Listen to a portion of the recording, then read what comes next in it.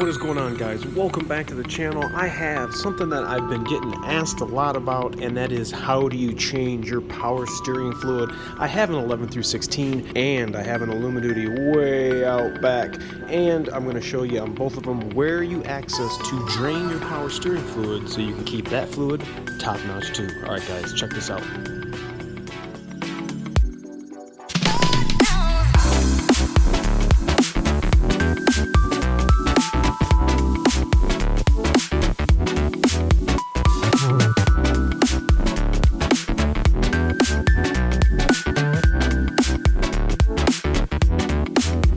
Welcome back. Thanks guys so much for checking me out again and trying to keep your Super Duty running with the best fluids. Now, one of the things I've been getting asked about is how do you change the power steering fluid? Where do you access it on the 11 through 16 and the Superduty? Well, if you guys have not been under the hood of your 11 through 16, your power steering reservoir is right here.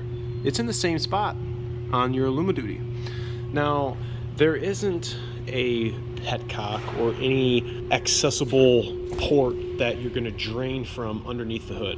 I want you guys to get a creeper, which is what I already have set out, and you guys are going to come underneath the truck with me, and I'm going to point out to you exactly where you're going to go.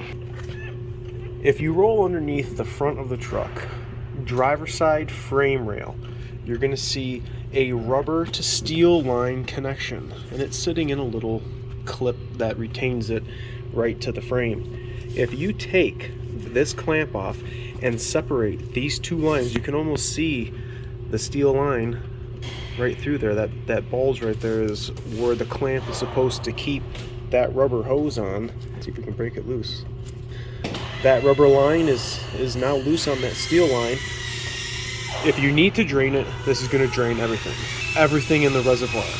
Now, there is still going to be some fluid left in the gear and in some of the power steering lines. Now, if you had a cab chassis such as that Superduty over there, you're going to have a system on it called Hydro Boost, and Hydro Boost uses the power steering fluid to give your brake pedal the assist that we would get from the conventional vacuum booster. There's two different types of braking assists on these vehicles, and that's vacuum and Hydro Boost. This particular truck uses vacuum, but on the cab chassis, all of them are Hydro Boost. So there's going to be a little more fluid in the Hydro Boost system because we're using it for more than just power steering. So majority, I can't say with exact numbers or percentage wise, but I'm going to tell you that the majority of your fluid you're going to be able to drain here. I've taken off enough cabs and have forgotten to fill up power steering fluid enough times that I know between how it acts when it's empty and how much fluid I'm actually dispensing when I forget, to know that the fluid that drains out of here is going to be pretty much all the fluid in your power steering system. Like I just said, there's still going to be some in there and some in your lines. That's negligible compared to the amount that we're draining out of here. Now, one of the other things you guys are probably wondering, you guys can get your owner's manual, just as it states here. See the little owner's manual icon? Do not overfill. Put it between the min and the max. And what we're going to actually be using is automatic transmission fluid. Now, Ford does have power steering fluid, but it has been superseded, and oh my god, this noise.